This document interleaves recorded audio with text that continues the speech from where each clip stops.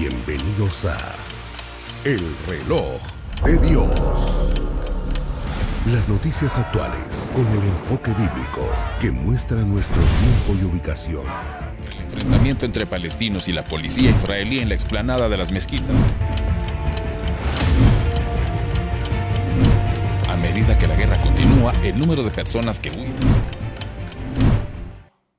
Hola, bienvenidos al Reloj de Dios. Si nos están sintonizando en vivo, buenas noches. Y si están en cualquiera de nuestras repeticiones, buenas tardes, buenos días. Gracias por estar en sintonía de Rema Estéreo 91.7, Rema TV y el canal de nuestro apóstol Sergio Enríquez. Les recuerdo, activen siempre las notificaciones para tener la información en el momento en el que se lanza un nuevo episodio del Reloj de Dios. Inicio también contándoles que hoy daremos oportunidad para contestar preguntas que han ingresado por WhatsApp. Si no lo han hecho, les invito a escribir al más 502 56 17 90 99. Nuestro anfitrión ya está listo para recibirles también y saludarles con todo cariño. Apóstol Sergio Enríquez, ¿cómo se encuentra hoy?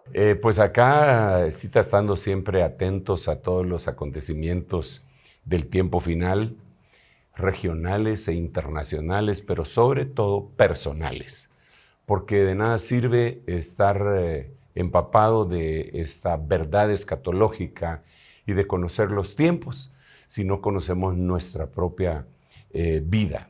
Yo recuerdo que en la historia bíblica aparece Elías, al cual el Señor se llevó en un torbellino, y mientras iba camino hacia el Jordán, que desde el Jordán Dios se lo llevó, se le aparecieron primariamente una escuela llamada de los hijos de los profetas en Betel, y le hablaron a a Eliseo, quien era siervo de Elías, y le preguntaron: ¿sabes tú que hoy va a ser quitado tu Señor sobre ti? En otras palabras, ¿sabes que hoy va a haber un arrebatamiento en donde se van a ir a Elías? Y Eliseo les decía: sí, yo lo sé, callad.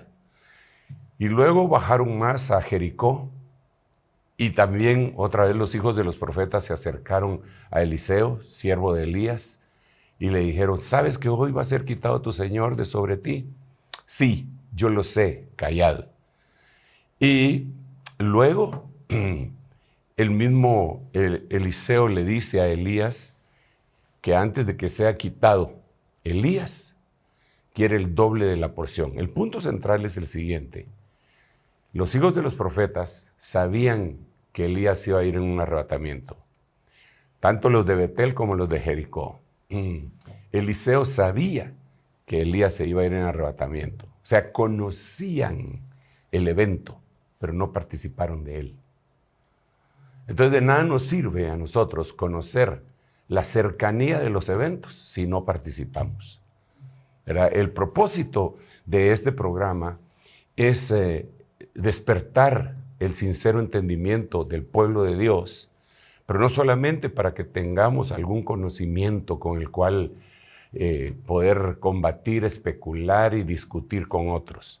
El propósito, al final de cuentas, es despertar nuestra conciencia y nuestro entendimiento para ver cómo estamos nosotros delante del Señor y poder partir así como partió Elías, ¿verdad? Entonces, así que de esa manera estamos y de esta manera los saludamos a todos.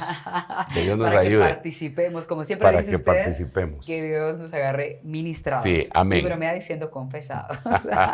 Ustedes lo conocen, saben que lo hace. Sí. Bien, vamos hoy a hablar, entre otras cosas, acerca de cómo es que el Señor nos va planteando situaciones que se van dando. El camino hacia la apostasía es uno de los temas que debe interesarnos como cristianos, ya que pues en la explicación veremos por qué los cristianos somos principales protagonistas de la apostasía, si es que lamentablemente caemos en eso. Apóstol, hablemos inicialmente de la venida del Señor y luego eso nos irá guiando hacia conocer un poco acerca de la apostasía, porque deberíamos entender qué señales anteceden la venida del Señor Jesucristo para que estemos alertas y participemos, como bien decía usted, los cristianos en esta venida. Sí, Elcita, muchas gracias. Francamente, lo que nosotros habíamos ofrecido a los hermanos es que una vez al mes íbamos a contestar preguntas. Y cuando empezaron a venir estas preguntas nos dimos cuenta que había muchas dudas acerca de muchas herejías que pululan en el ambiente cristiano, ¿verdad? Sobre todo ahora con los medios de comunicación masiva como los tenemos. Porque con anterioridad los medios de comunicación masiva, y lo siguen siendo en cierta forma, los medios escritos, la prensa escrita, revistas, la televisión, la radio, y fue ampliándose. Pero definitivamente cuando a la llegada de Internet, de las redes sociales y de todas las plataformas de comunicación que se utilizan desde Twitter, Instagram, YouTube, Facebook, todas, TikTok, todas esas, cualquiera que tiene acceso y que medio aprende a utilizar o lo aprende bien a utilizar cada una de estas plataformas, dice lo que quiere. Dice lo que quiere o lo que cree que sabe o repite lo que dijo otro. Y entonces el mundo se ha llenado de muchas cosas que no son adecuadas, no solamente en el ámbito espiritual, también en el ámbito religioso, que no es lo mismo, y también en todos los demás ámbitos, en el ámbito político, económico, y el humano, los gobernantes no hayan que hacer para normar esto. Hay países en donde definitivamente es súper prohibido el que la gente entre en este tipo de redes, ¿verdad? Sobre todo los totalitarios, los regímenes totalitarios. Entonces, a raíz de esto, que dimos espacio para que la gente preguntara en base a lo que nosotros hemos venido enseñando, nos asombró que no solo preguntan de lo que hemos venido enseñando, sino que preguntan de lo que las redes están diciendo, y al hacer un análisis nos damos cuenta que la mayoría de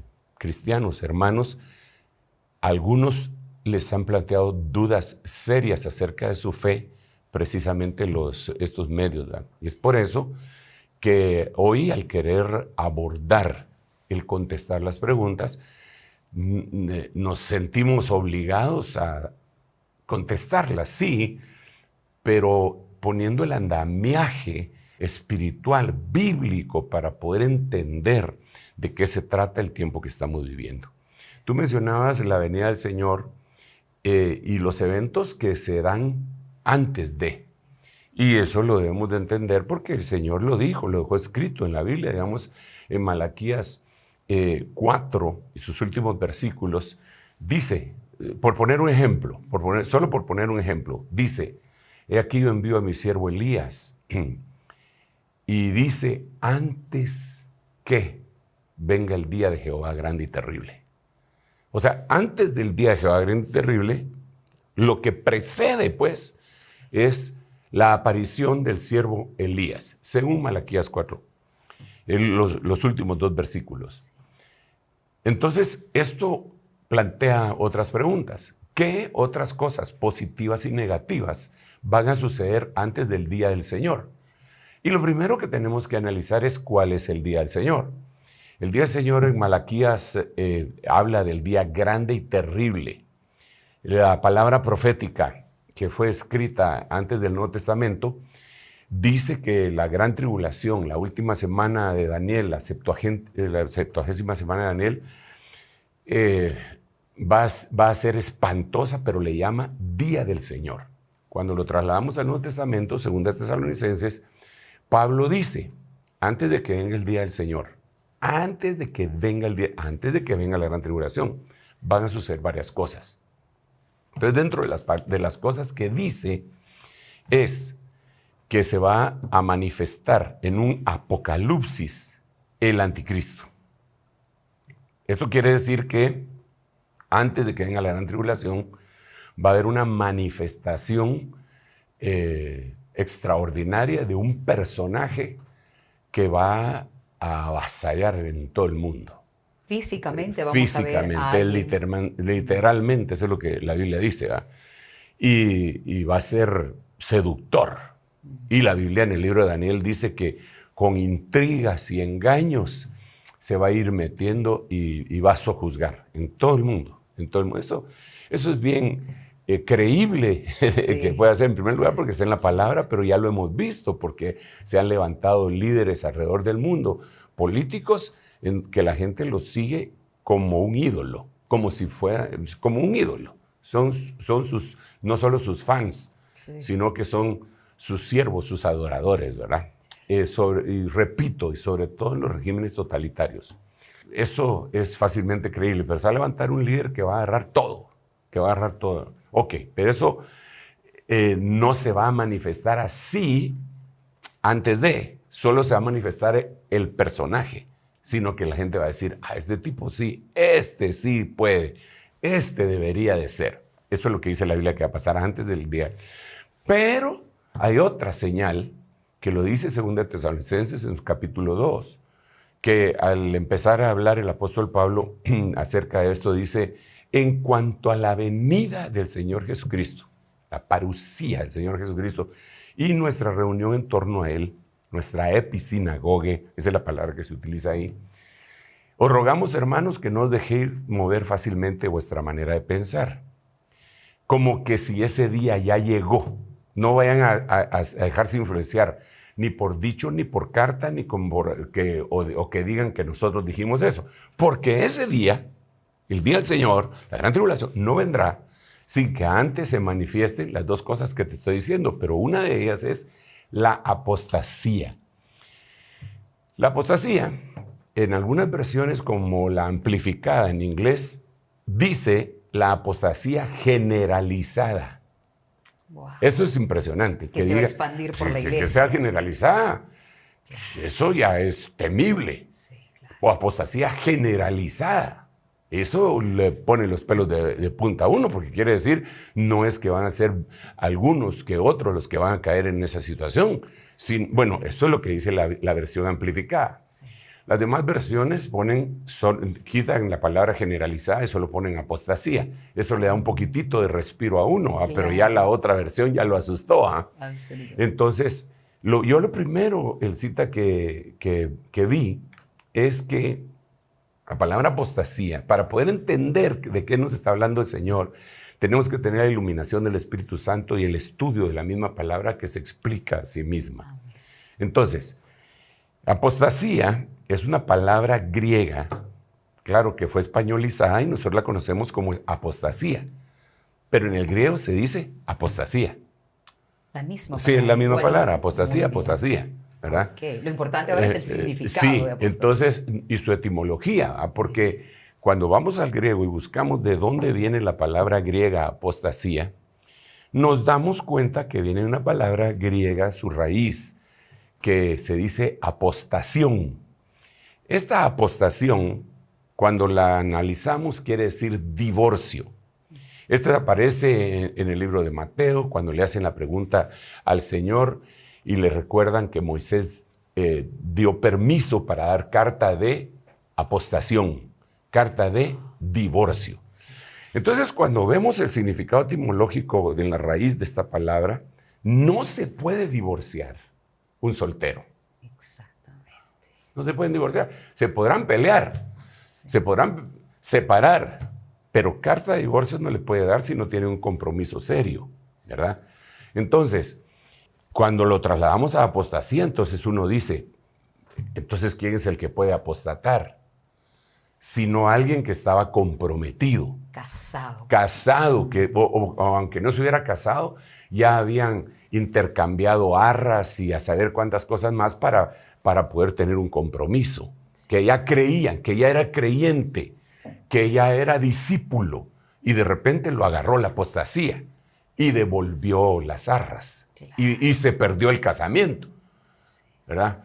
Entonces, de aquí podemos entender que no puede apostatar alguien que nunca ha recibido al Señor Jesucristo. El incrédulo no puede apostatar. Bueno, si tomamos en cuenta que hay creyentes incrédulos, Ay, Jesús, eso necesita una profunda explicación. Creyentes incrédulos. pues ¿quiénes sí, son porque ellos? cuando el Señor Jesucristo se resucitó, dice que muchos lo adoraban, pero algunos dudaban. Tomás, el Señor le dijo, ven, mete tu dedo aquí y no seas incrédulo, sino creyente. ¿Va? Entonces hay gente que empezó a creer, empezó a evolucionar. Esos empezaron a evolucionar. El Señor, por ejemplo, les dice a los que les aplacó la tormenta, les dice, ¿por qué dudaron? Hombres de poca fe. Entonces yo le llamo a esos creyentes incrédulos, ¿va? Y que a veces, no solo ellos, no es que yo les llame, a veces yo mismo caigo en una situación de esa naturaleza y que Dios me ayude. Como dijo aquel hombre que necesitaba la ayuda para su hijo, Señor, creo, ayúdame en mi incredulidad, que parecería contradictorio, ¿verdad? Pero por eso yo no le llamaría incrédulos, yo diría irredentos, porque no han sido redimidos por la sangre de Cristo, no han nacido de nuevo. Ni siquiera les llamaría pecadores, ¿verdad? Porque todos pecamos, incluyendo los cristianos, les llamaría no redimidos. Entonces, no puede apostatar alguien que no ha sido redimido. Eso es lo temible de esto, que alguien que sí fue redimido y empieza a caminar en el camino del Señor, termina apostatando. Esto lo vemos en la Biblia, porque hay mucha tela que cortar y mucha discusión, pero la Biblia lo narra. Por ejemplo, dice la Biblia, en el libro de San Juan, capítulo 8, verso 31, dice, y dijo Jesús a los judíos que ya habían creído en él. Dijo Jesús a los judíos que ya habían creído en él. O sea, les podríamos llamar hermanos, ¿verdad? Claro. Ahora lo que convenía era meterlos al agua y bautizarlos, etcétera. Pero ya habían creído en el Señor. Eso es lo que dice San Juan 8:31. Vaya. Ahora, si vosotros permanecéis en mí, mis palabras permanecen en vosotros, seréis verdaderamente mis discípulos. Cuando sean mis discípulos, van a conocer la verdad. Cuando conozcan la verdad los libertará. Entonces ellos se ofenden. Dicen, nosotros jamás hemos sido esclavos de nadie para que nos estés diciendo que nos vas a venir a libertar. Nosotros creemos que, en otras palabras, creemos que tú eres el Mesías, pero deja de estar diciendo que nosotros somos esclavos. Jamás hemos sido esclavos de nadie. Entonces empiezan a arguir con el Señor y el Señor les empieza a contestar. Les empieza a contestar y a contestar. Cuando llega al verso 44, les dice el Señor, vosotros sois hijos del diablo y queréis hacer las obras de vuestro padre el diablo. Pero por el amor de Dios, 11 versículos anteriores habían creído en él. Entonces, apostataron. En 11 versículos apostataron. Y se convirtieron en hijos del diablo. No me lo estoy inventando. Ahí está en la Biblia, en San Juan 8, 31 hasta el 44. Entonces, cuando extraemos eso de San Juan 8, 31 al 44, lo llevamos. ¿Habrá creyentes hoy? Pues que han entregado su corazón al Señor. Sí, amén. Pero que tal vez no creen que son esclavos del pecado y creen que por haber creído en el Señor ya están libres y que ya no tienen necesidad de una administración subsecuente o después de haber creído y que se empiezan a oponer y se empiezan a portar mal y que se pueden convertir en lo antagónico de ser un hijo de Dios. Pues eso es lo que ahí nos deja ver, ¿verdad? Apóstol, y nos da perfectamente la oportunidad para decir, entonces, ¿cuál es el camino hacia la apostasía? Sabiendo que para nosotros los cristianos esto debe ser una tremenda alerta. ¿Cuál es ese camino?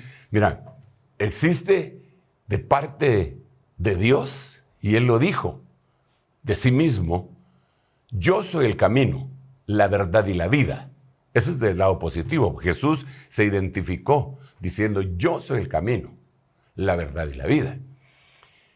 En la antítesis se mira un camino, un error y la muerte. En la antítesis, camino de Caín, el error de Balaam, ¿verdad?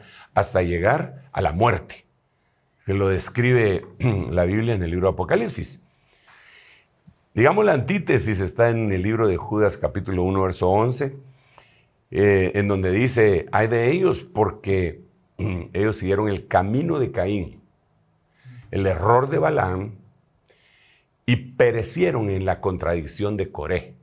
Entonces, camino, error y muerte. Jesús es camino, verdad y vida. Ellos son camino, error y muerte. ¿Ok? Tomando como parámetros Caín, Balaam y Coré, que es un tema apasionante, ¿va? Pero entonces, una vez que una persona creyó, debe de cuidar la salvación, según la Biblia. Sí. Hebreos capítulo 1 lo que dice es, ¿y cómo escaparemos si descuidamos una salvación tan grande?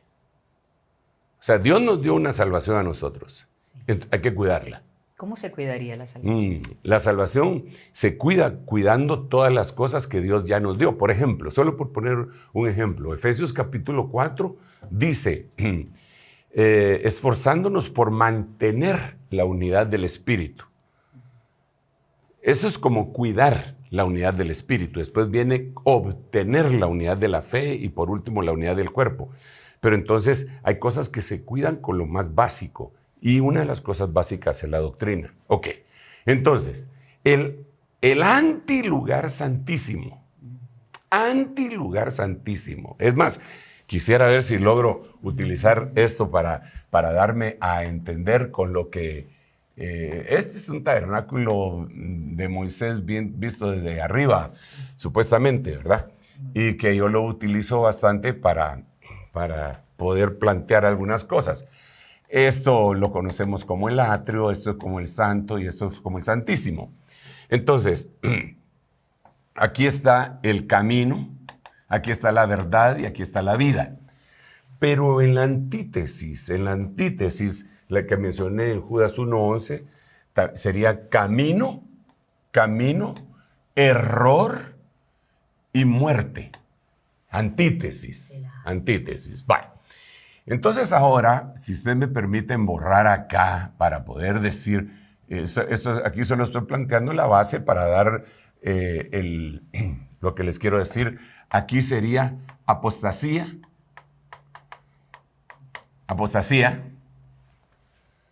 el antilugar santísimo.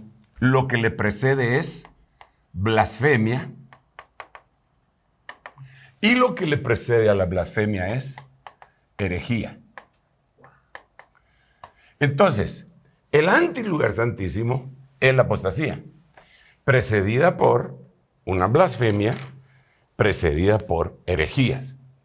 Entonces, lo que nosotros vemos en este momento, que ha sido utilizado las redes sociales, recordémonos que la forma de comunicación siempre han cambiado totalmente la fisonomía del mundo, totalmente.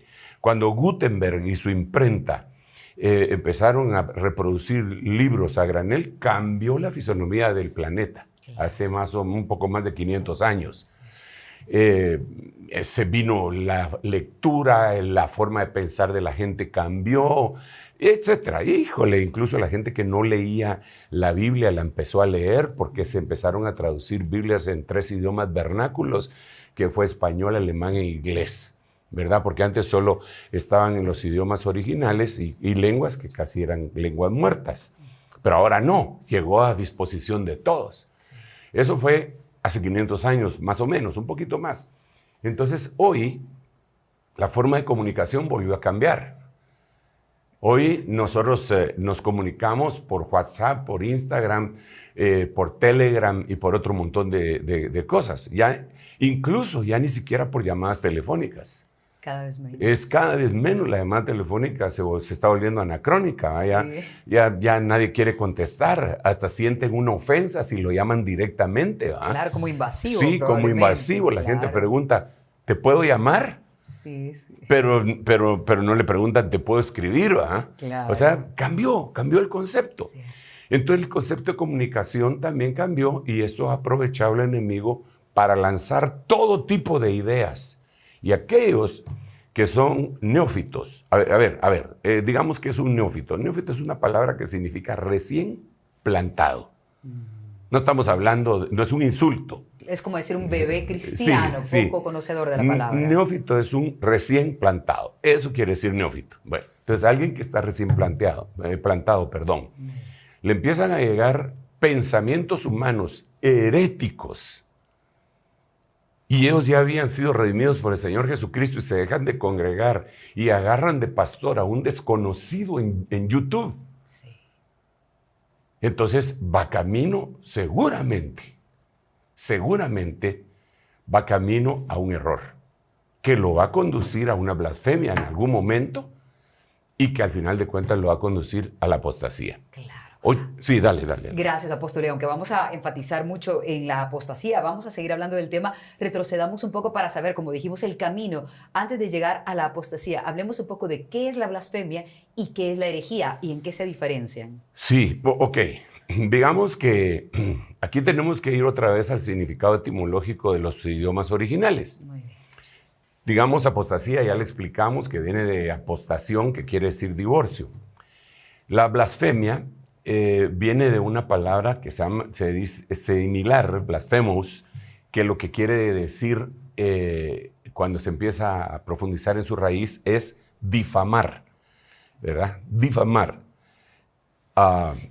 Y la herejía viene de una palabra griega que se dice airesis, que quiere decir secta, división o error, ¿verdad? Entonces, aquí ya eso a mí me da una panorámica un poco distinta para analizar en base a estas palabras en el Nuevo Testamento, cuál podría ser una herejía, cuál podría ser una blasfemia y conduciendo hacia la apostasía. Ahora, para ser más específico con la pregunta que tú planteabas, entonces una blasfemia, digamos, hay un montón de versículos en la Biblia que se habla de blasfemias. Por ejemplo, dice, estos blasfemaron contra el tabernáculo de Dios y blasfemaron en contra de los que adoran en el tabernáculo de Dios. En algún momento el Señor Jesucristo les dice, toda blasfemia contra el Padre y contra el Hijo será perdonada. Pero toda blasfemia contra el Espíritu Santo no será perdonada ni en este siglo ni en el venidero. Entonces aquí ya podemos ver una cosa importante. Otra vez aquí, que existen dos clases de blasfemia. Una que se puede perdonar y otra sin perdón. Imperdonable. ¿Y cuáles serían esas entonces? La blasfemia imperdonable es blasfemar contra el Espíritu Santo, ¿verdad? Como lo mencioné. Las demás blasfemias tienen que ser localizadas en uno y pedirle perdón al Padre. Como alguien que habla mal de su pastor, por ejemplo, y luego se entera que estaba cometiendo un error. Pero ahí no sería blasfemar necesariamente en contra del pastor. Eso sería otra cuestión. Pero mira, por ejemplo, decir que Jesús no es Dios es una herejía que se convierte en blasfemia y que la Biblia le describe en el libro de Apocalipsis. Cuando le dice a una de las iglesias ahí descritas, de las 7 iglesias descritas en Apocalipsis, le dice, tienes ahí a los que se dicen ser judíos y no lo son, sino que son sinagoga de Satanás. Después lo vuelve a decir y dice, esos que tienen la blasfemia de los que se dicen ser judíos y no lo son. ¿Cuál es esa blasfemia? La blasfemia de los que se dicen ser judíos y no lo son es que ellos dicen que Jesús no es Dios. Ahora, esa blasfemia puede ser perdonada. Pero que ya cuando se meten contra el Espíritu Santo ya se enterraron vivos. Eso es importante. Bueno, eso dice la Biblia, ¿verdad? Yo solo estoy repitiendo. No creo yo creo, yo digo. No, la Biblia dice, la Biblia dice, la Biblia dice. Por eso yo menciono los versículos bíblicos. Entonces, eso sería blasfemias, hay muchas. Y en la blasfemia participa tanto el creyente como el no convertido. Sí, el creyente puede participar y el no converso puede azuzar el fuego.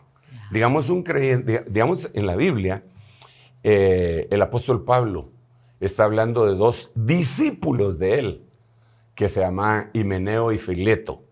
Entonces él escribe ahí, dice, a Himeneo y a Fileto los entregué a Satanás para que aprendan a no blasfemar. Ahora, creyentes, aquí tenemos que analizar qué es entregar a Satanás, ¿ah? Sí. Ese es otro ¿Qué tema. fue tan grave lo que hicieron ellos? Sí, como pero para ¿y que qué sucediera? es entregar a Satanás? Sí. Porque es que no es entregar a Satanás, no es que ya se murieron. Ok. No. Porque 1 Corintios 5 habla de los que de un muchacho que estaba actuando muy mal, tenía un pecado terrible, todos son terribles, pero esto era de lo peor, que incluso el apóstol Pablo dice, ni aún entre los gentiles están haciendo un pecado como el que está haciendo este. Y entonces dice, yo ya lo entregué a Satanás para destrucción de su carne, a fin que su espíritu sea salvo. O sea, lo entregaron a Satanás para que Satanás le diera una revolcada de aquellas tremendas, lo jalara por un piso empedrado de la antigua, ¿verdad? Para que se fuera golpeando en todo ese piedrerío. Le dieron duro, le fue feo, y eso lo hizo reflexionar para que al final su espíritu no se perdiera. ¿Y qué pasaba con su alma? Su alma también tendría que ser recapturada por su espíritu y ser salvado, pero su cuerpo hecho pedazos, ¿verdad? Entonces, ahí vemos que una entrega a Satanás no es una entrega para perdición. A Himeneo y a Fileto los entregaron a Satanás para que les fuera muy mal en la vida hasta que reflexionaran que habían dicho una blasfemia. Wow. Y como consecuencia, se arrepintieran, porque hay blasfemias que pueden ser perdonadas. Ahora, ¿de dónde vienen estas blasfemias? De las herejías. Entonces, las herejías, otra vez volvemos a la carga, se dividen en dos. A ver, lo voy a poner aquí y después voy a explicar qué quise poner. Una herejía yo le llamaría carnal. Y la otra herejía yo le llamaría espiritual. A ver, ¿qué estoy tratando de decir con eso? Ok. Una herejía carnal es lo que la Biblia dice, obra de la carne. Obra de la carne. ¿Qué es carne? Alma más músculo. Esa puede ser una herejía. Carnal. ¿Podríamos poner un ejemplo? Carnal. De la carnal. Una necedad. Una necedad de alguien que dice, no, así no es la cosa es así, y se va contra la razón y contra la Biblia. Es una energía procedente de la carne. Quiere ganar la batalla. Sí, exacto. ¿Verdad? Eso es carnal. Y hay otra cosa aquí que tendríamos que explicar acerca de la herejía para ir después a ver algunas cosas que se dicen para analizar si son error, herejía, blasfemia o apostasía, ¿verdad? Entonces, cuando alguien se mantiene en una posición intransigente en el lado negativo, desde luego, o permanece firme en lo positivo, Dios siempre le ayuda. Por ejemplo, Faraón endureció su corazón 9 veces. La última vez, Dios dice en la Biblia, y Dios endureció el corazón de Faraón. Pero las 9 veces anteriores, la Biblia dice, y Faraón endureció su corazón, y Faraón endureció su corazón, y Faraón endureció su corazón, y Faraón endureció su corazón, y Faraón endureció su corazón. 9 veces. Entonces en la 10ª dice, y Dios endureció su corazón. ¿Eso es lo que querés? Pues eso te doy. Ok, vale. En el lado positivo, ahí Faraón fue intransigente. En el lado positivo, Daniel propuso en su corazón no contaminarse con la comida del rey y arriesgó su vida y suplicó al eunuco que no le dieran de comer la comida del rey ni la bebida del rey. Entonces se permaneció eso. Entonces Dios dijo, ¿eso es lo que querés? Pues yo te ayudo. Ahora vas a resultar más robusto y más sabio que todos los demás. Yo te ayudo. Propuso en su corazón lo bueno y Dios lo apoyó. Entonces, cuando alguien intransigentemente se queda metido en una herejía carnal, llega un momento en el que Dios dice, bueno, ¿eso es lo que querés? Ok, yo te ayudo. Entonces, dice la Biblia que hay herejías causadas por espíritus inmundos. Eso es la que yo le llamo espiritual. La palabra es neuma. De ahí viene neumático, el aire. Wow. Pero es otra cosa. Qué interesante. Sí, entonces ya es una herejía potencializada con espíritus inmundos, de las cuales la Biblia las describe.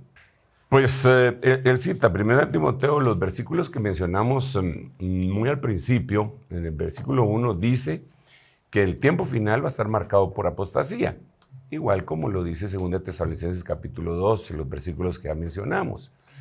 Pero la continuación de ese versículo dice que esas apostasías van a ser como consecuencia de doctrinas erróneas que vienen a ser predicadas por espíritus inmundos, por demonios, doctrinas de demonios, dice la Biblia. Esa ya sería una herejía espiritual. Pero todo empezó con una herejía carnal. Fruto, obra, porque la carne no tiene fruto, sino que obras, obra de la carne. Luego eso se transicionó. ¿Eso querés? Va, ahí te mando unos espíritus engañadores, porque recordémonos que Dios es el que permite que vengan los espíritus inmundos. ¿Con qué fin? Porque dice, por cuanto no quisieron recibir el amor por la verdad, con el fin de castigarlos, yo les enviaré espíritus engañadores para que crean a la operación de error. O sea, ¿no me quieres creer? Va a creerle a los malos entonces, pues. Wow. Es otra vez, va a apoyar la intransigencia de la gente. Claro. ¿Eso es lo que quieres? Dale, pues. La necedad humana. Sí. Apóstol, ¿y qué papel juega la fe en todo este proceso? No, pues es que es la fe precisamente la que quieren, porque dice, apostatarán de la fe. La fe es la que están atacando. La fe tiene varios enemigos. Pero uno de los enemigos es precisamente la herejía, la apostasía, la blasfemia. Eso es lo que se ataca, y se ataca, y se ataca. Si tú te das cuenta, las estadísticas que se realizan a nivel mundial entre cristianos, nos percatamos cómo ha sido dañada la fe de una cantidad impresionante de hermanos con cosas que no son bíblicas. Raras. Y que les llegaron a su mente, a su intelecto, en vez de llegarles a su espíritu, a la mente de Cristo que nos fue puesta dentro de nosotros cuando aceptamos a Cristo, porque la Biblia dice que nosotros tenemos la mente de Cristo. Entonces, si ya tenemos la mente de Cristo, lo que necesitamos ahora son los pensamientos de Dios que aterricen en la mente de Cristo, que fue instalada cuando creímos. Pero si ellos dejan de utilizar esa pista preciosa y entonces van a agarrar pensamientos de hombre, lo tienen que agarrar en su intelecto. Sí. Entonces, al agarrarlo en su intelecto, empiezan a creer cosas de lo más raro. Doctrinas de hombres. Mira, cuando el Señor reprendió a Pedro, le dijo, apártate de mí, Satanás. Y la continuación es muy reveladora, porque no estás pensando las cosas de Dios, sino que estás pensando las cosas de los hombres. O sea, los pensamientos intelectualoides de aquella época iban y bombardeaban la mente natural del apóstol Pedro. Entonces él, no, que nunca te acontezca semejante cosa, Señor. Pero tenían que ser los pensamientos de Dios, el plan divino aterrizando en la mente de Cristo. Cuando eso sucede en la actualidad, la cristiandad se puede con una facilidad impresionante desviar. Es que no me lo estoy inventando, porque es que la Biblia dice, despojándonos de todo peso y del pecado que tan fácilmente nos envuelve. Fácilmente nos envuelve. Sí. Entonces tenemos que ser bien cuidadosos con ello. Absolutamente.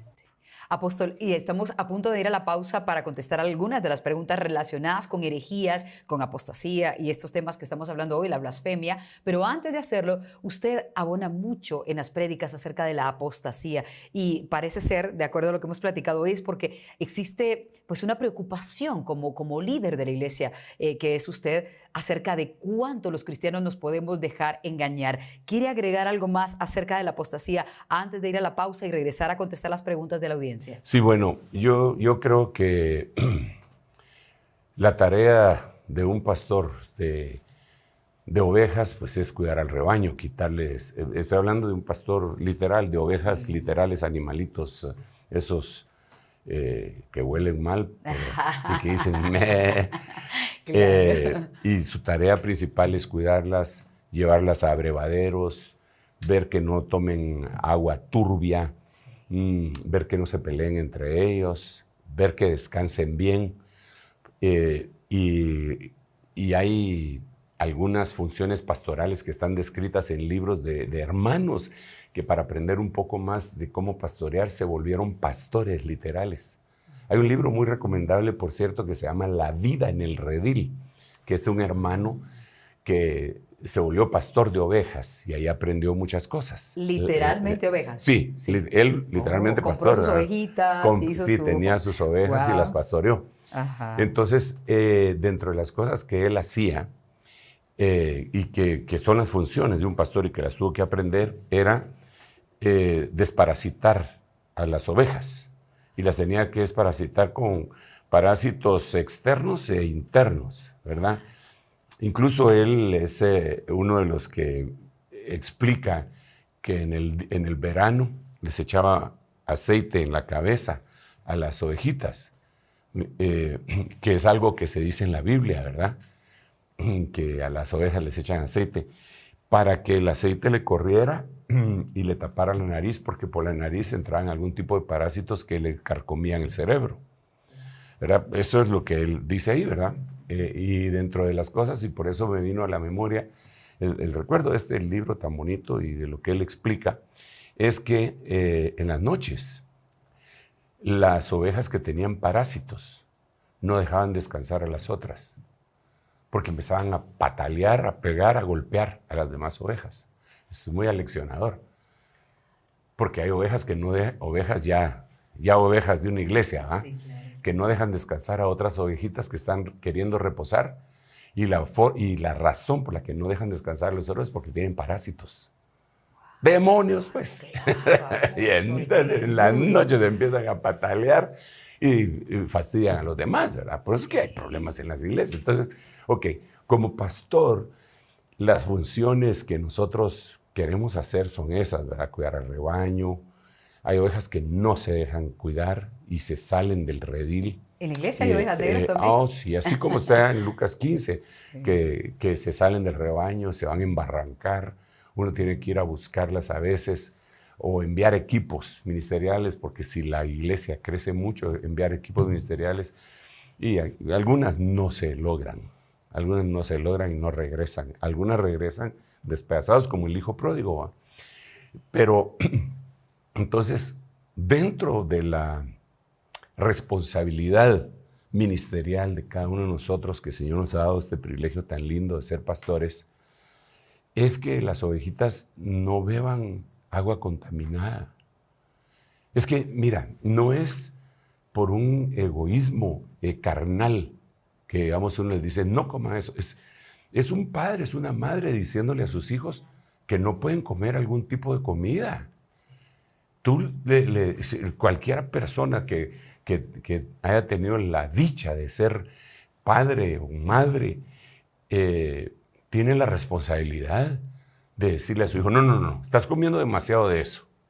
Incluso en los Estados Unidos, cuando un niño está demasiado obeso, pueden acusar los padres de abuso infantil, porque ellos son los que deberían de ver la dieta de aquel niño.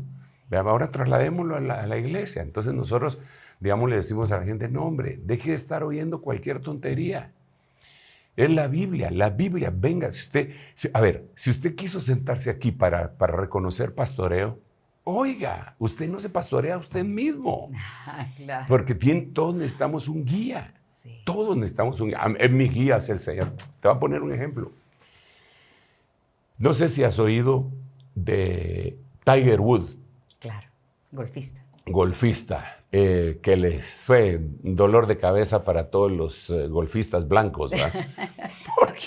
Porque les quitó todo Sí. y no era de su especie, si tú quieres, ¿verdad? Sí, claro. Había sido pobre, era de raza negra, bueno, les ganó. Sí. Fabuloso el tipo, ¿verdad? Entonces, de repente, ya cuando llegó a la cúspide de su carrera, aparte de lo que le pasó después, empezó despidió a su preparador que tenía y su carrera empezó a venirse en declive. Hasta que se dio cuenta, porque lo que él pensó fue, yo soy el campeón. Este cuate, ¿qué me va a estar diciendo a mí? Si yo soy el campeón, yo soy el que sabe, yo soy el que sale al terreno, yo soy el que tira los swing y todas las cosas esas. Este otro, ¿qué me va a decir? Pero el otro le decía, no, estás tirando muy a la izquierda, estás haciendo, porque lo miraba desde afuera. ¿Ah? Una perspectiva Exacto. diferente. Entonces, cuando lo despidió, su carrera se empezó a venir abajo. Aquí me viene otro ejemplo bíblico. Y te hago una pregunta, si... No, yo sé que si me haces el favor de contestármela según lo que tu opinión. El hombre más sabio de la Biblia, ¿a quién aparte de Jesús, a quién le darías el puesto? Salomón. ¿Verdad que sí? Sí. Yo también, Salomón. Entonces Salomón hubiera podido decir, pues yo soy sabio, ¿para qué necesito consejeros? Si soy sabio. Sin embargo, dice la Biblia que tenía un equipo de consejeros sabios. Sí. Y los oía. De la sabiduría de Salomón, él escribió, en la multitud de consejeros está la victoria, siendo un hombre tan sabio. Entonces hay ovejitas que piensan que no necesitan un guía, que no necesitan un pastor. Claro. Porque ellos ya son muy sabios. Pero ya te puse el ejemplo bíblico, ya te puse el ejemplo del golf, Sí, ¿verdad? claro. Entonces yo creo que parte de lo que nosotros como pastores anhelamos es que las ovejitas vayan en pos del Señor, que no se disgreguen, que se congreguen. Por eso es que hay una llamada en el libro de Hebreos que dice, no dejando de congregarse, sí, como algunos tienen por costumbre, sí, para que estando congregados podamos procesar todas las cosas que están aconteciendo. Y eso va para nosotros los pastores también. Porque el pastor también debe congregarse y debe tener un equipo ministerial y debe tener consiervos que le puedan decir en algún momento, mira, eso que estás haciendo, no, que eso que dijiste, no, nada que ver, eso no es Biblia. De todos tenemos, si acá somos Dios, pues. Hay que tener humildad para escuchar por si hay un error. Pero si Salomón tenía consejeros, ¿por qué nosotros no vamos a tener si no le llegamos a Salomón? Claro, bueno, apóstol. Entonces, pero te devuelvo el tiempo. Perfecto, apóstol, nos da la oportunidad entonces con esta información ir a la pausa y cuando regresemos vamos a tener la oportunidad de abrir las preguntas que han enviado ustedes relacionadas con herejías, blasfemia y apostasía para profundizar en el tema. No se vayan. En un momento regresamos con El Reloj de Dios. Estamos de vuelta con El Reloj de Dios. Gracias por continuar en sintonía del Reloj de Dios a través de Rema Estéreo 91.7, Rema TV y el canal del apóstol Sergio Enríquez. Como lo prometimos, vamos a dar ahora oportunidad a hacer las preguntas que ustedes han enviado a nuestro número de WhatsApp. Si están en televisión, lo están viendo ya en la pantalla. Y si no, si lo están escuchando en nuestro podcast o en alguna otra plataforma, les vamos a compartir en un momento más el número para que hagan preguntas para este y otros programas, porque más adelante repetiremos esta oportunidad. Apóstol, hablando de herejías, de blasfemia y de apostasía, creo que usted nos va a ir haciendo la diferenciación en cada uno de los temas. Hablan de la concepción virginal de Jesús, que para muchos es un mito. Preguntan, ¿es eso una herejía? Yo lo clasificaría como una herejía ya no en el orden carnal, sino que, como dice Primera de Timoteo 4:1, es una herejía incentivada y predicada por espíritus inmundos. ¿Por qué? Porque esto no es de reciente acuñamiento. Esto desde los primeros siglos, incluso los fariseos cuando querían insultar al Señor, parecería que había una especie de rumor, ¿verdad? Así como ellos le pagaron a los soldados romanos para decir que Jesús no había resucitado, sino que los discípulos se lo habían robado de la tumba. Así también parece que había un rumor, porque cuando lo querían insultar en una oportunidad, le dijeron, nosotros no somos hijos de fornicación, a él. ¿Ah? Entonces, dando a entender cosas malas acerca del origen del Señor. Otra vez volvemos al punto en donde decíamos de la mente natural, la mente humana, ¿verdad? La mente incrédula de los creyentes. Parece un término tan contradictorio, sí. ¿verdad? Pero es la mente incrédula de los creyentes que llegan a cuestionar cosas que vienen del cielo, y por ahí aquella herejía que era espiritual puede entrar para hacerlos perder todo. Porque mira, a ver, si Jesús no fue concebido virginalmente, entonces no fue el Espíritu Santo el que hizo sombra sobre María. Entonces, si eso es así, él no podría ser el Hijo del Altísimo. Si no es el Hijo del Altísimo, entonces tenemos que ir al contexto bíblico. Cuando dice la Biblia, este es el anticristo, el que no confiesa que el Mesías ha venido en carne. Entonces ya eso sería el espíritu del anticristo operante. ¿Eh? Pero ¿qué se saca con esto? Sí, hermana, sí, esa es la cosa más tremenda. Porque todos los pecados de toda la humanidad, digamos antes de que viniera el Señor Jesucristo, todos los pecados eran cubiertos por la sangre de los corderos. Entonces se sacrificaba un cordero, se le ponían las manos, el sumo sacerdote le ponía las manos sobre la cabeza, y entonces todos los pecados en el día de la expiación, todos los pecados del pueblo estaban cubiertos, no borrados, estaban cubiertos. ¿Por qué estaban cubiertos? Porque solamente una sangre que no es humana podía borrarlos. Entonces, mientras venía el Mesías, aquellos pecados quedaban cubiertos a la espera de que viniera el Mesías. Con él serían borrados. Exacto. Pero no podía ser una sangre del linaje humano. Claro. No podía ser una sangre del linaje humano. Dios no lo iba a hacer.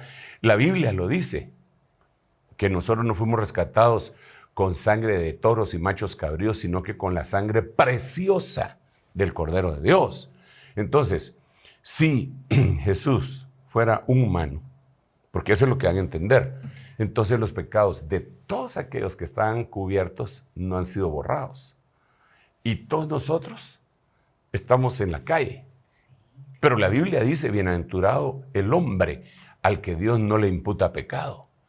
Entonces, quitarle en la mente la divinidad a Jesucristo y ponerlo como un simple humano es prácticamente quitarse a sí mismo la oportunidad de la fe. Eso desbarata todo. Esa es una herejía que los va a llevar a una blasfemia y a una apostasía. Mira, es que tiene unas implicaciones extraordinarias. Por eso dice la Biblia en 1 Pedro que Jesús, en el capítulo 3, verso 18, dice que Jesús bajó al infierno, bajó a los infiernos. Y lo primero que nosotros pensamos, ¿y qué bajó a hacer al infierno el Señor? ¿Va? ¿Qué tiene que ver el Señor en el infierno? Pero realmente lo que la Biblia dice es que bajó al Hades. El Hades, en el griego se dice Hades, en el hebreo se dice Seol, pero es la misma región. El Hades no es el infierno, es una región de los muertos en donde están guardadas las almas. Las almas de aquellos que no fueron redimidos y las almas de los que sí fueron redimidos, solo que en diferentes espacios. Por ejemplo, eso lo vemos cuando la historia del rico y Lázaro. Lázaro está en el seno de Abraham, en el inframundo, en la región de los muertos. Okay. Entonces, ¿qué hace Jesús? Baja al Hades, al infierno, a las partes internas de la tierra. Y prácticamente les dice a todos los que se murieron con sus pecados cubiertos: ¡Hey! ¿Se recuerdan del cordero que ustedes sacrificaron? ¿Se recuerdan? Sí, ok. Yo soy el cordero de Dios. El que Dios mandó, el cordero de Dios que quita su pecado. No que se los cubre, que quita el pecado del mundo. Entonces, creer que Jesús es simplemente un humano es quitar ese poder a la fe. Y es una herejía que va a llevar a una blasfemia. Es un insulto Sí. Es un insulto a Dios, ¿verdad? Claro, desbarata mucho de nuestra sí, fe. y yo creo que las cosas, mira, Cita, las cosas del Evangelio no pueden ser entendidas con la mente humana solamente. Claro, yo entiendo que todos los humanos, una grandísima parte de los humanos, pues somos inteligentes. El Señor nos dio cierto tipo de razonamiento. Entonces se nos queda. Si nos hablan de la Trinidad, se nos queda la doctrina. La aprendemos. Si nos dicen que Jesús fue concebido virginalmente, lo aprendemos. Pero no basta aprenderlo con creerlo. Sí. Si lo ponemos en una balanza, ¿qué es lo que necesitamos? Es que eso se haga vida en nosotros. No entenderlo acá, sino que entenderlo en el interior, en nuestro ser interior, que sea un rema. Sí. Entonces, el Señor Jesucristo tuvo que haber nacido de esa manera. María tuvo que haber quedado embarazada cuando oyó la palabra, porque la palabra en el libro de Mateo capítulo 13 se dice esperma. Entonces el esperma divino entró por el oído de ella, por el oír viene la fe, llegó hasta su espíritu. El Espíritu Santo hizo sombra sobre el vientre, el útero de María, y entonces el santo ser que nació de ahí se iba a llamar el Hijo del Altísimo, que era nuestro Señor Jesucristo. Sí, es una herejía de las más terribles y es un insulto prácticamente al Señor. Apóstol, antes de seguir con las preguntas, fuera del aire nosotros hablábamos acerca de herejía y que existen tal vez dos vertientes. Una que puede venir del error de una persona de malentender la palabra de Dios y puede estar cometiendo una herejía, y quien tiene el deseo de confundir o que tiene una motivación distinta. ¿Podríamos explicar esas dos vertientes de la herejía? Que tal vez alguien puede ser hereje sin querer hacer daño, sino por malentender. Tal vez yo a ese no le llamaría hereje, yo a ese le llamaría pues una persona que por falta de conocimiento y que su conciencia no ha sido fortalecida por la gnosis de Dios, entonces cree cosas que no son ciertas, ¿verdad? El ejemplo que poníamos es cómo el Señor le dice a Pedro, refiriéndose al apóstol Juan, ¿y qué si yo quiero que éste quede hasta que yo regrese? Y en el siguiente versículo dice, y de ahí surgió un dicho entre todos los hermanos que Juan no moriría. Pero, dice a continuación, Jesús no dijo que no moriría, sino dijo, ¿y qué? Si yo quiero que él quede hasta que yo regrese. Entonces, los hermanos de la iglesia del principio creían que Juan no iba a morir jamás. Jamás. Y los últimos reportes que se tienen de Juan es de un ancianito en la isla de Patmos, ¿verdad? Sí. De más de 90 años. Entonces, ahí hay otra cosa que explicar, que no me quiero meter en ella, ¿verdad? Pero el asunto es que Jesús no dijo que no iba a morir. Jesús, en otras palabras, lo que dijo es, si yo quiero que él no se muera hasta que yo regrese, en otras palabras. Eso era más adecuado. Pero el hecho de que ellos dijeran, Juan no se va a morir, Juan no se va a morir, Juan no se va a morir, Juan no se va a morir, no era una herejía. Era una forma de entendimiento de algo de ellos con una sincera conciencia, entendimiento, y no podía ser catalogado como una herejía. Pero ya cuando la ingenuidad se quita y lo que se pretende es dividir un rebaño, entra la herejía, porque la palabra herejía, como ya dijimos, viene de airesis, y airesis, uno de sus significados es secta, división, sectario. Entonces el propósito es dividir. Así podríamos incluso conocer un poquitito más acerca de las herejías, que después se convierten en blasfemias. Te voy a poner un ejemplo, otro ejemplo.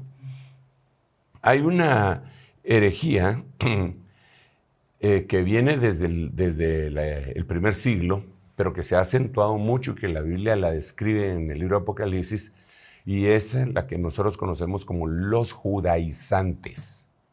Los judaizantes quieren hacer volver a la iglesia a la ley. en pocas palabras. Pero ellos no van y presentan el evangelio, las buenas nuevas, a los inconversos. No, ellos van a los que ya están convertidos para confundirlos. Ellos no le van a hablar a un borracho de Yeshua HaMashiach. No. Ellos ni le dicen a un marihuano Baruch Hashem Adonai. No, eso ellos lo utilizan para ir a contaminar hermanos que ya están redimidos. En otras palabras, para dividir.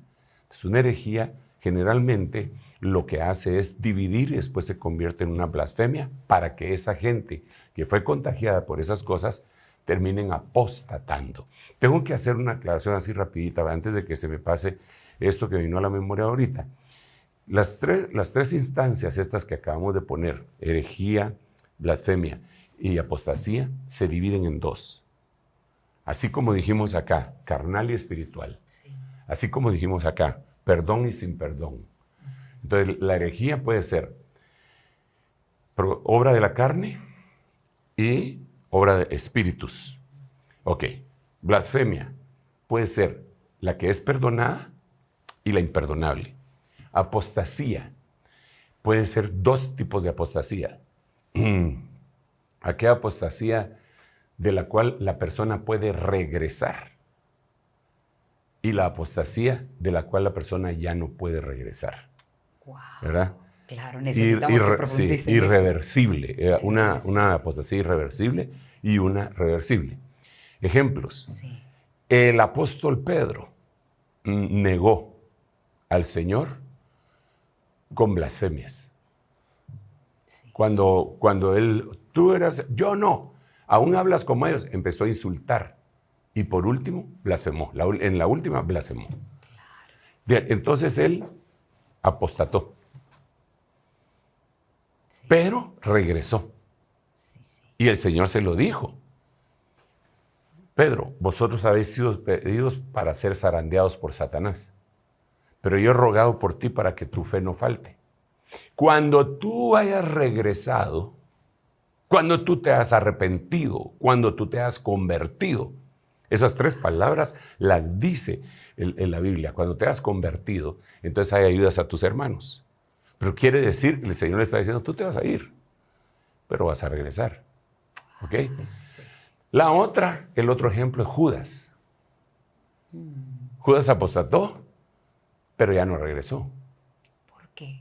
No regresó porque, bueno, en primer lugar la Biblia dice que él era el hijo de iniquidad, que se convirtió y llegó a ser un traidor. El Señor dijo claramente en su oración, dijo, Señor, de los que me diste, ni uno solo se me perdió, excepto el hijo de perdición. Y hablaba de Judas, ¿verdad? Sí. Entonces no lo perdí, ese ya venía perdido, ¿verdad? En otras palabras, ¿verdad? Sí, sí. Entonces tenemos que analizar que las tres instancias, esta herejía, blasfemia y apostasía, se dividen en dos caminos, ¿verdad? Claro. Y digamos, existe una oportunidad, eso es lo que quiero decir. Existe una oportunidad para regresar, ¿verdad? Existe, no estamos condenando a nadie, estamos diciéndoles, arrepintámonos. Si hemos cometido tonterías, ¿por qué vamos a permanecer en nuestra necedad, obstinación?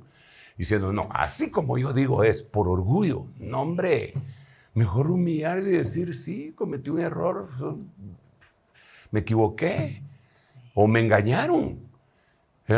Y a casi nadie le gusta contar que le engañaron. No, por supuesto. Cuando les hacen el timo de la lotería, a nadie le gusta contar que se estafaron. Claro. Se quedan callados, solo se sabe que perdió todo lo que tenía. ¿Ah? Sí.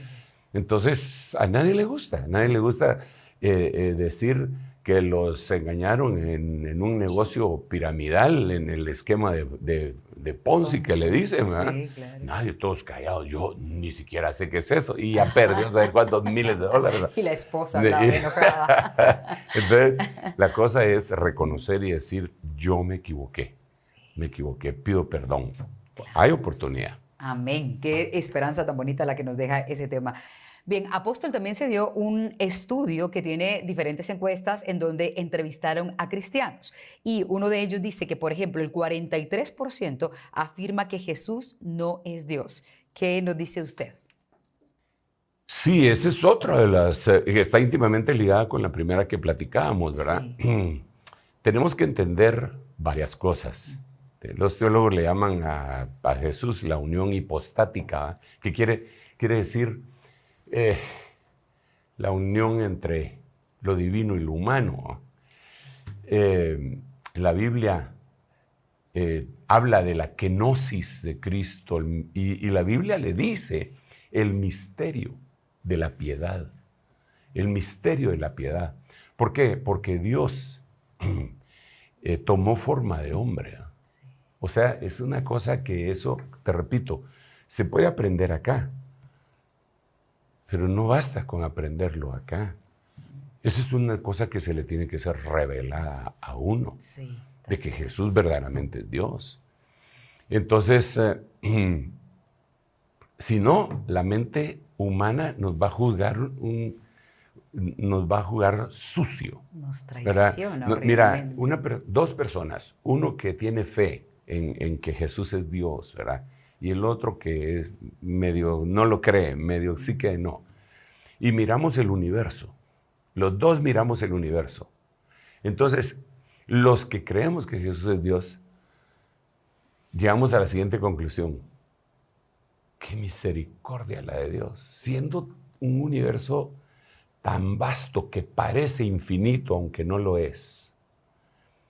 Porque infinito solo Dios es. Siendo tan vasto, con tantos misterios, con hoyos de gusano, con hoyos negros, con galaxias, que siendo tan grande, ¿cómo se le ocurrió a Dios en su misericordia mandar a Jesús aquí a la tierra? Y que naciera en Belén de Judá, de la cual estaba escrita: tú, Belén, me eres muy pequeña para estar entre los millares de Israel, pero de ti me saldrá el que será el caudillo de Israel. Y uno dice, wow. Y entonces se hace uno con el salmista cuando dice: cuando veo los cielos, obra de tus manos, y las estrellas que tú formaste, digo, que es el hombre para que él te acuerdes, y el hijo del hombre para que lo visites. Así piensa el que cree que Jesús es Dios. Sí. Pero el que no cree, dice: estas son charas. ¿Cómo va a ser posible que el universo siendo tan grande y a nosotros nos van a venir a visitar? No, esa es la religión la que me está tonteando. Entonces, la misma verdad para unos va a representar una falsedad, para los otros una verdad, dependiendo de si creemos que Jesús es Dios. Yo creo que Jesús es Dios, es mi Señor, lo seguimos y le hemos dedicado nuestra vida a Él. Y siempre nos sentimos deudores delante de Él, y es lo más grande que nos puede haber sucedido. Esa es mi percepción profunda, personal. Por eso le sirvo a Dios, ¿verdad? Sí. Si no lo creyera, pues ¿qué estoy haciendo aquí, va? Sí. Creo yo que no debería ser así. Así que sigamos. Perfecto. Vamos ahora a la siguiente pregunta. Preguntan también el equipo de producción nos hizo el favor de reunir muchas preguntas y tratar de unificarlas para que se conteste fácilmente. Apóstolis, siempre en este estudio se afirma que el 56.1% de los cristianos afirma que Jesús no es el único camino al Padre. Y de nuevo nos preguntamos, ¿esta es una herejía? Sí, mira, el propósito de ese postulado es hacer valer el ecumenismo. Porque en el ecumenismo se diría entonces que todas las religiones van a Dios, lo cual no es cierto, definitivamente. ¿Por qué no es cierto? Bueno, si tomamos el parámetro bíblico, Jesús dijo: yo soy el camino, no dijo yo soy un camino. Sí. También posteriormente se escribió: hay un solo Dios y un solo mediador entre Dios y los hombres, Jesucristo hombre. Entonces, querer hacer otros caminos es lo que el Señor dijo en el libro de San Juan. Otros vinieron antes que yo, y los otros eran ladrones, depredadores. Yo soy la puerta de las ovejas. El que por mí entrare, entrará y saldrá y hará nuevos pastos. Todos los demás no son No son. Por un gran liderazgo que tengan y sean admirados y filósofos y lo que sean. Y sean filántropos, lo que querrás. Claro. Todos son salteadores. Yo soy el camino, dijo el Señor. Entonces nosotros como siervos de Él, discípulos de Él, Sí. como Juan el Bautista, cuando pasó Jesús, lo señaló.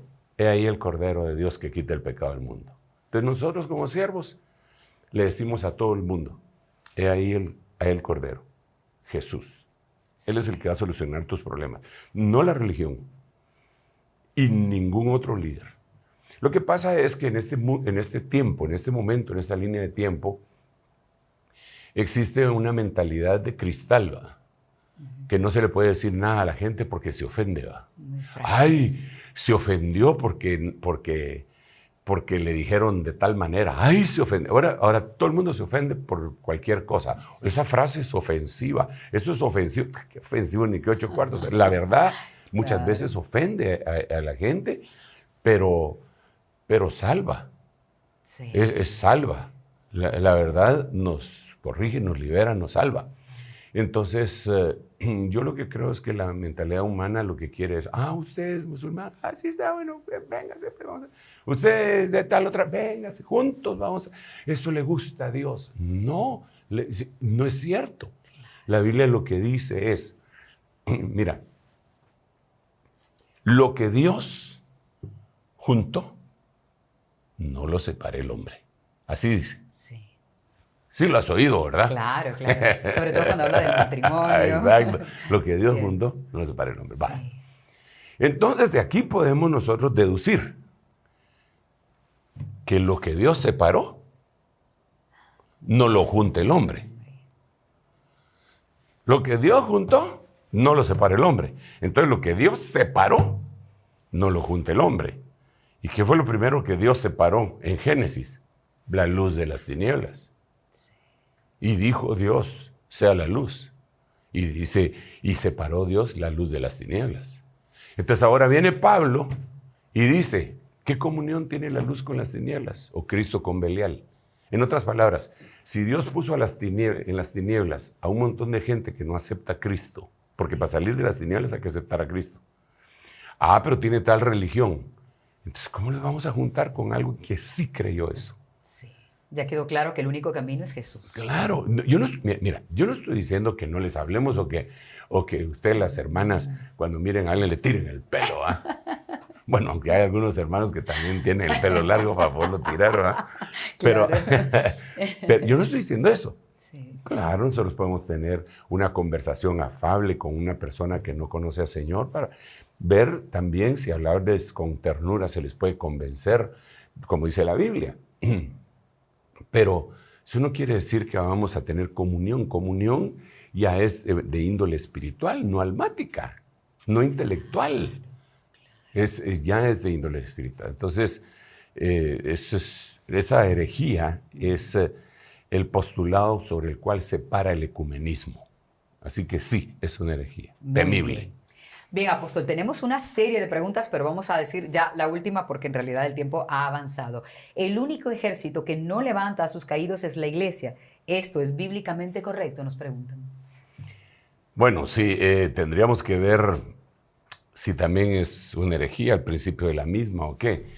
Pero inicialmente yo diría que esto es lo que se conoce como la falacia de la generalización precipitada o sobregeneralización, ¿verdad? Que es una falacia que procede de algunas personas con muy pocas pruebas trata de generalizar algo que sucedió. Entonces podría ser que alguien asistiendo a una iglesia fue lastimado, herido y se cayó y esperaba que lo fueran a levantar y a acuchuchar y a apapachar y regresarlo y entonces y eso no sucedió.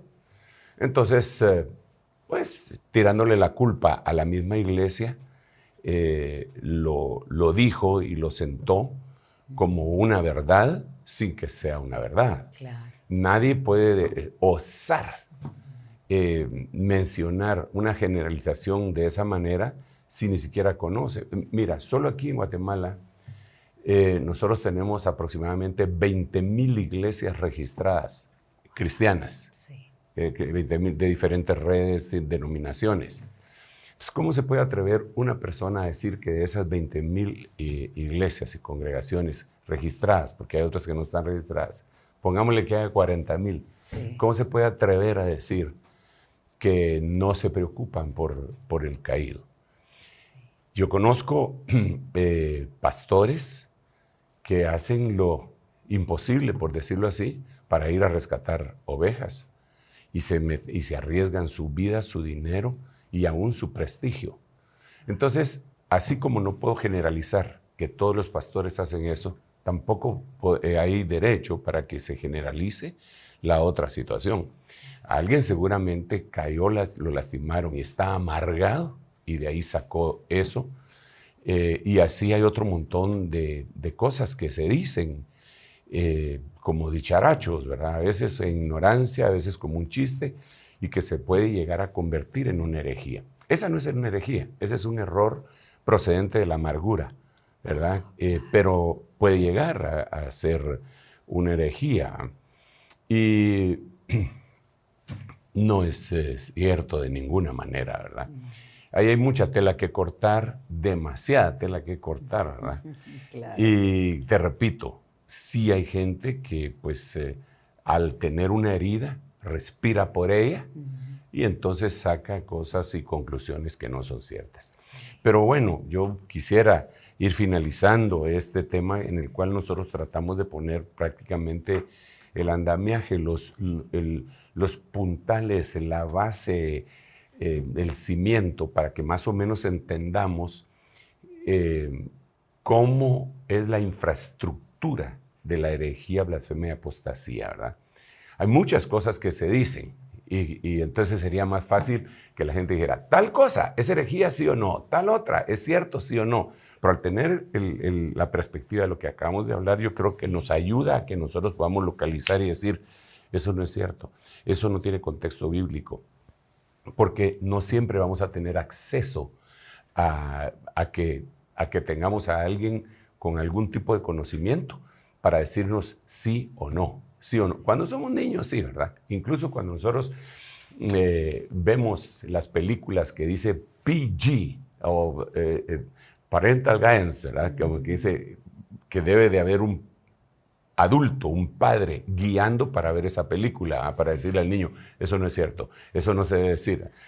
Pero el niño es niño y crece, va a llegar el momento en el que él tiene que decidir esa situación. Nosotros pretendemos entonces calafatear la arquía de juncos por dentro y por fuera para que nuestros niños espirituales sean fortalecidos, no se los coman los cocodrilos del río Nilo, lleguen a tener criterio y puedan desechar, llenos del Espíritu Santo, lo que no proviene de Dios. Amén. Yo quiero despedirme diciéndole a mis hermanos y hermanas que les bendigo en el nombre de Jesús y anhelo con todo mi corazón que sean protegidos su manera de pensar, su mente, su espíritu, su alma y su cuerpo, hasta que juntos podamos presentarnos delante del Señor con grande alegría. Y que cualquier cosa en la que tanto ustedes como nosotros los ministros hayamos errado, fallado, pues que Dios nos ayude y podamos recapitular y pues arrepentirnos, ¿verdad? Porque el único realmente que no se equivoca nunca es Dios. Amén. Amén. Dios me los bendiga y hasta pronto. Bien, y con ese saludo también les deseamos a todos que hayan pasado un feliz Día del Padre y que recuerden la enorme responsabilidad que tenemos al estar al frente de nuestros hijos en esta tierra. Les deseamos lo mejor y esperamos nos vuelvan a sintonizar en el Reloj de Dios el próximo domingo a las 9 de la noche, hora de Centroamérica. Hasta pronto. Esto fue El Reloj de Dios. Un mensaje de esperanza en medio del acontecer mundial. Esta es una producción de Rema Communication Group y Ministerios Ebenezer.